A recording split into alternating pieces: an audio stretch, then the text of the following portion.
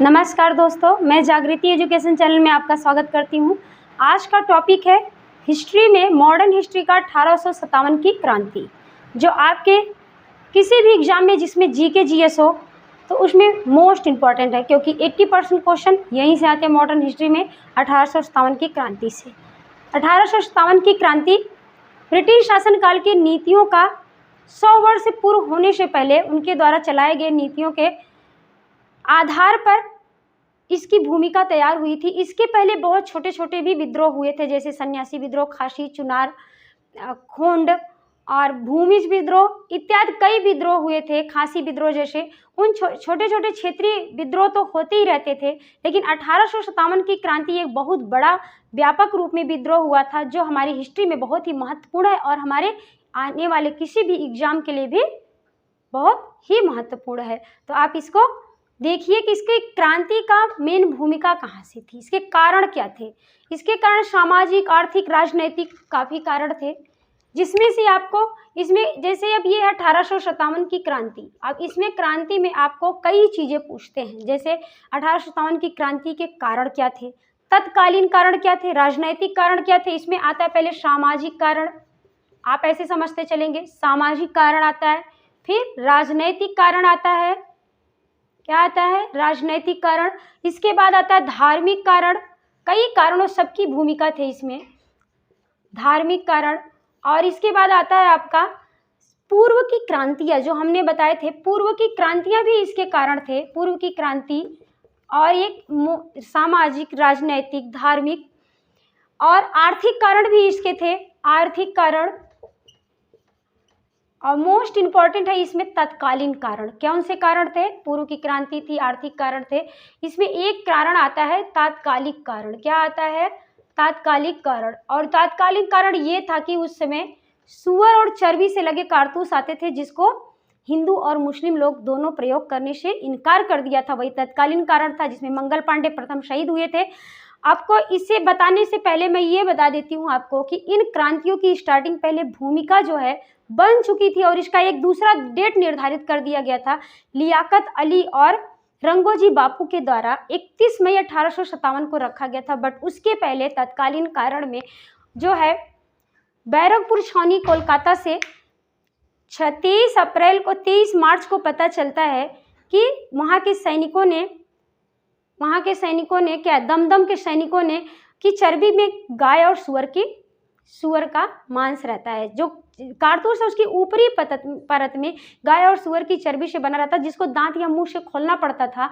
और इससे सैनिकों में विद्रोह हो गया, जिससे सैनिक में मुस्लिम और हिंदू भारतीय सैनिकों के दोनों का धर्म भ्रष्ट होता था। दोनों ने प्रयोग करने से मना कर दिया, और 29 मार्च 1857 के मंगल पांडे ने लेफ्टिनेंट बाग एंड मेजर ह्यूअर्सन को गोली मारकर हत्या कर दी, जिसमें ह्यूअर्सन बच गया था। यहीं से क्रांति की स्टार्ट होती है और मंगल पांडे प्रथम शहीद होते हैं, जो 10 अप्रैल को उनको फांसी की सजा दे दी जाती है। क्रांति का क्या है, चिन्ह क्या था, क्रांति का संकेत क्या था, और क्रांति के कई क्वेश्चन बनते हैं जो आपको हम बताते चलेंगे। क्रांति की भूमिका कैसे स्टार्ट हुई, क्या राजनैतिक कारण थे, ये सब भी आपको पढ़ाते हुए चले। तो पहले आप ये समझ लो कि जब 1857 की क्रांति हुई थी, तो उस समय हमारे देश का, भारत देश का गवर्नर जनरल कौन था। तो उस समय ये क्वेश्चन बहुत बार आ चुके हैं, आते भी हैं। आपको पता होना चाहिए कि उस समय लॉर्ड कैनिंग था गवर्नर जनरल, जो बाद में वायसराय बना दिया गया था। बट गवर्नर जनरल पूछेगा तो उसका डेट है 1856 से 1862 तक उसका काल है। क्या नाम है उसका, लॉर्ड कैनिंग। लॉर्ड कैनिंग जो है भारत का गवर्नर जनरल था, और इसका समय काल था 1856 से 1862 तक।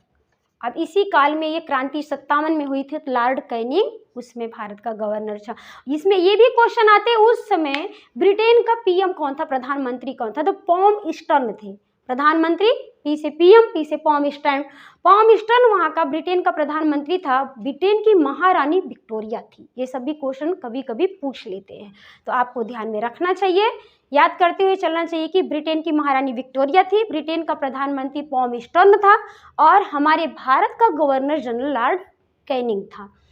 इन तीनों चीज़ों को याद करो। फिर इसके बाद आपका आता है कि उस समय संकेत क्या था। अगर युद्ध हो रहा था तो उसके संकेत के रूप में तोप दागना या गोला दागना और बिगुल बजाना, ये क्रांति का संकेत था, क्रांति का चिन्ह क्या था, रोटी और कमल। पता होगा आपको कि रोटी जो है वो साधारण जनता का चिन्ह था, रोटी साधारण जनता का चिन्ह था, और कमल वो संभ्रांत, कुलीन या उच्च वर्ग बोल सकते हैं आप। तीनों का मतलब एक ही होता है, जो भी ऑप्शन में आए संभ्रांत, कुलीन या उच्च वर्ग, तो वही लगाएंगे। कमल किसका चिन्ह था, संभ्रांत, उच्च या कुलीन वर्गों का चिन्ह था कमल, और साधारण जनता का चिन्ह था रोटी।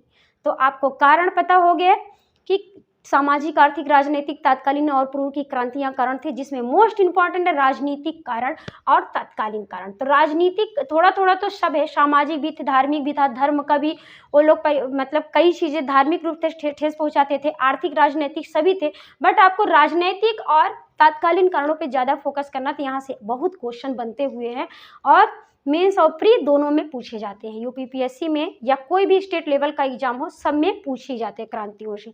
तो पहला कि आपका क्वेश्चन होगा, प्रथम शहीद कौन हुआ, मंगल पांडे हुए। कब फांसी दी गई, 10 अप्रैल को दी गई।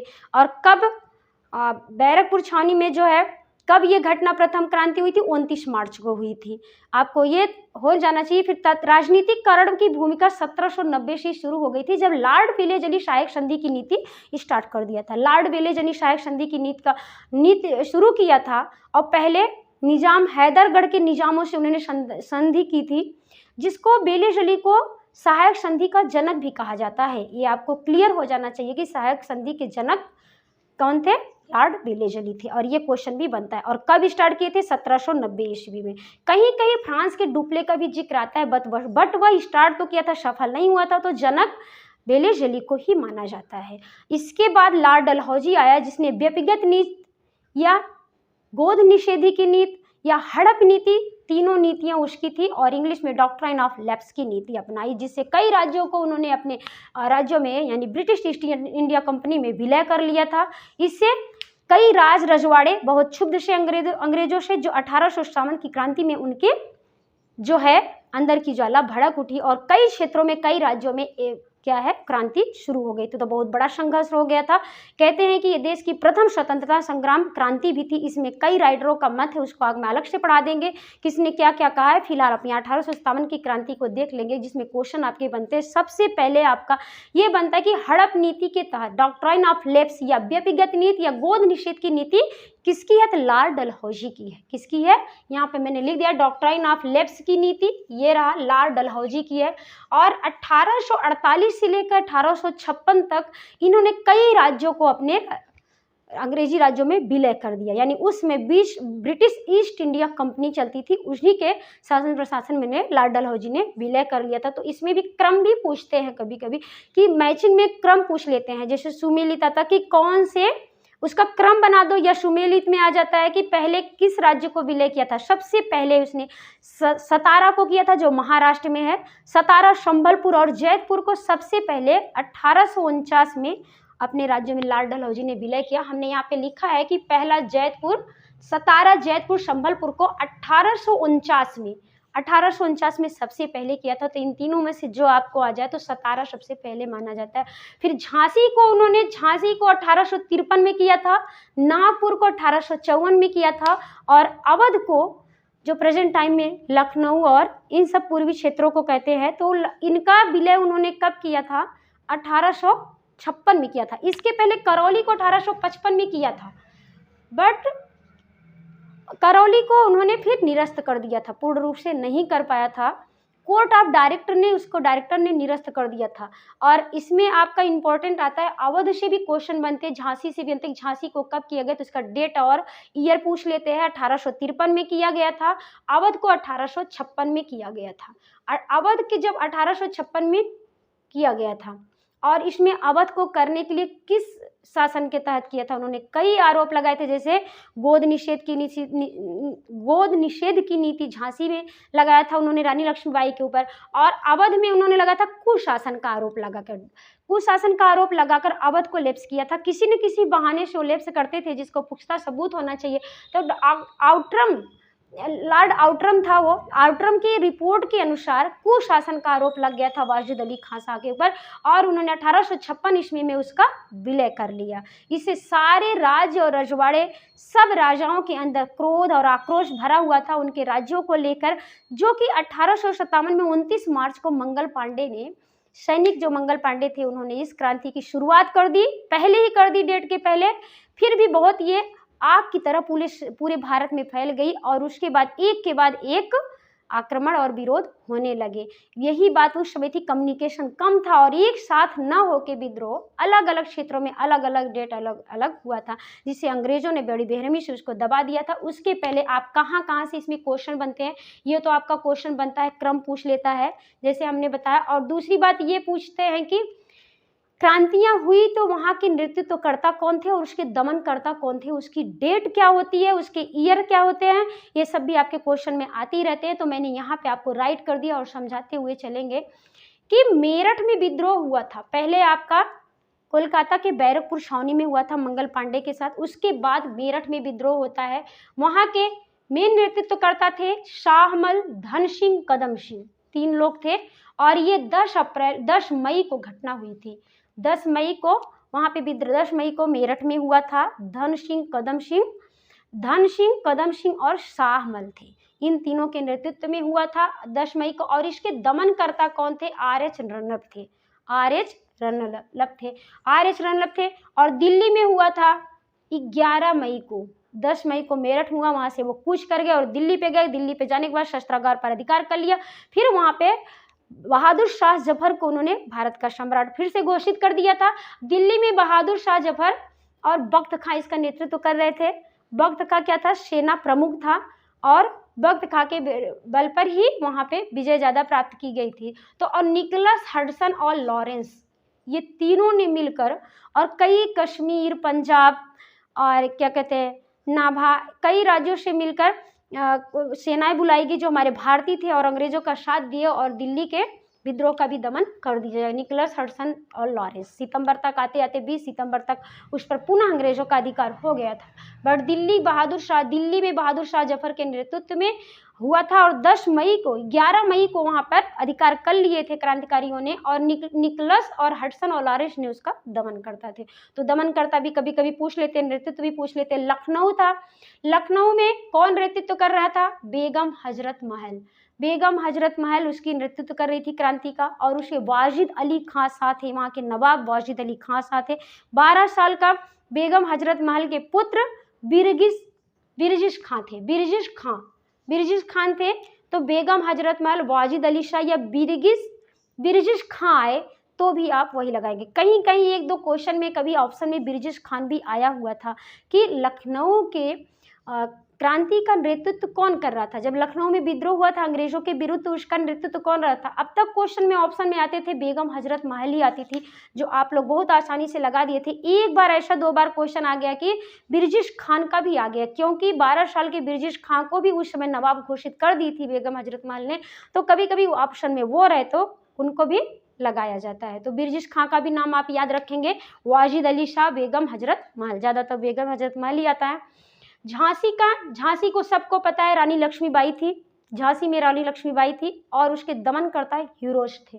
हीरोज ने झांसी लक्ष्मीबाई के ऊपर भी कहा भी है कि संघर्ष में कि अगर कोई भारत में मर्द है तो सिर्फ रानी लक्ष्मीबाई हैं, क्योंकि रानी लक्ष्मीबाई ने उस नाको चने चबवा दिया था हीरोज को। लेकिन अंत में अंग्रेजों ने उनको भी क्या है, झांसी के भी विद्रोह को दबा दिया। उसके बाद क्या है कि बेगम हजरत महल को किसने दमाया था, कॉलिन कॉम्पवेल ने, और उसका डेट क्या है, 4 जून। आप इसको डेट भी याद करते चलेंगे कि मेरठ का 10 है, दिल्ली का 10 मई है, दिल्ली का 11 मई है, और लखनऊ का 4 जून है, झांसी का 4 जून है, और ग्वालियर का भी 4 जून ही है। तो ये भी आप डेट भी कभी कभी पूछ लेता है। ग्वालियर झांसी का डेट 1 है, अवध का 5 जून है।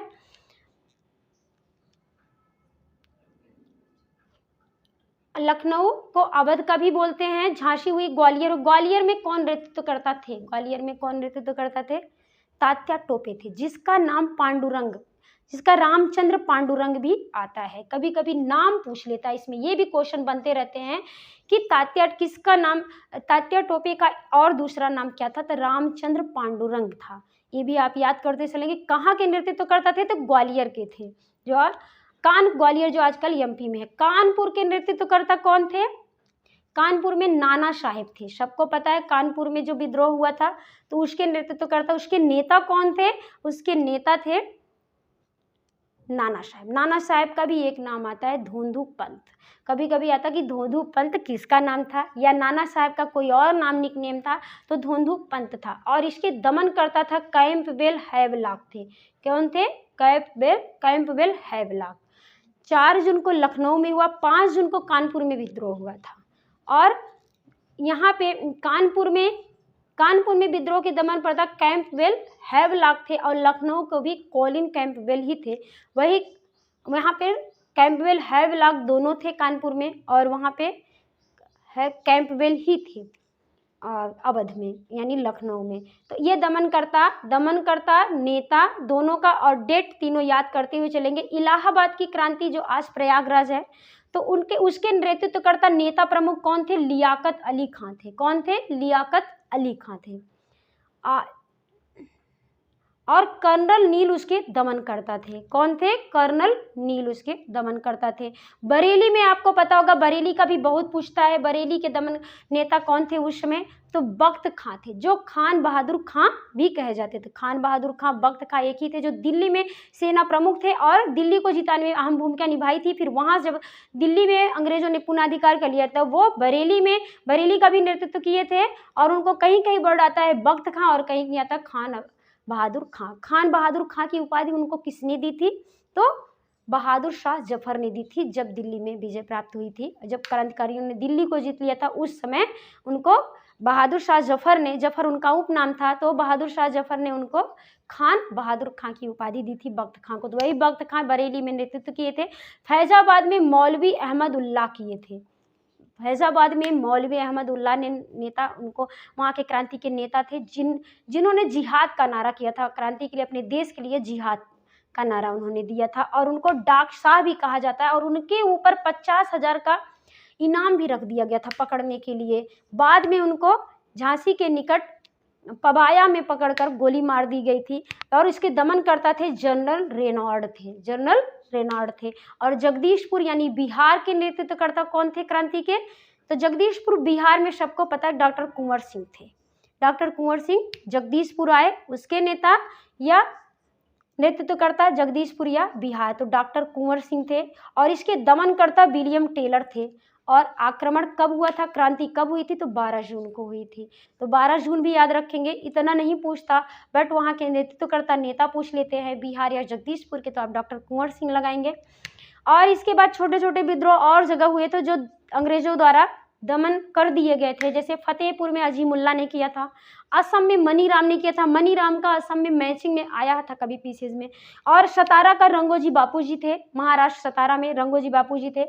और हिमाचल प्रदेश में राजा प्रताप सिंह थे। हिमाचल प्रदेश में राजा प्रताप सिंह थे। राजस्थान में हरदयाल और जयदयाल दोनों भाई थे। इसी तरह जगह जगह विद्रोह हुए, अलग अलग डेट पे हुए, इसलिए अलग अलग टुकड़ियों के साथ अंग्रेजों ने उसका दमन कर दिया।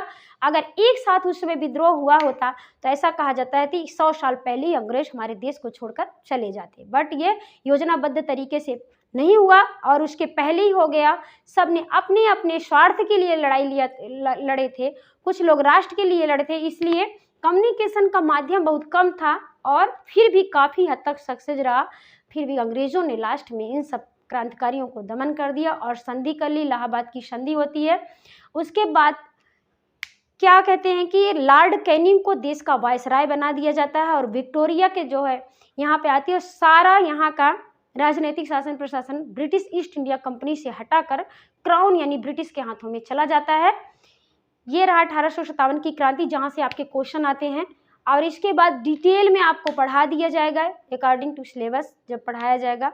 अभी आपको एग्जाम में यहीं से क्वेश्चन आते हैं 1857 की, तो ज़्यादातर तो कवर ही हो गए हैं। आप इसको पढ़िएगा, समझिएगा और याद कीजिएगा, और अच्छा लगे तो अपने दोस्तों में भी शेयर कीजिएगा। Thank you, all of you.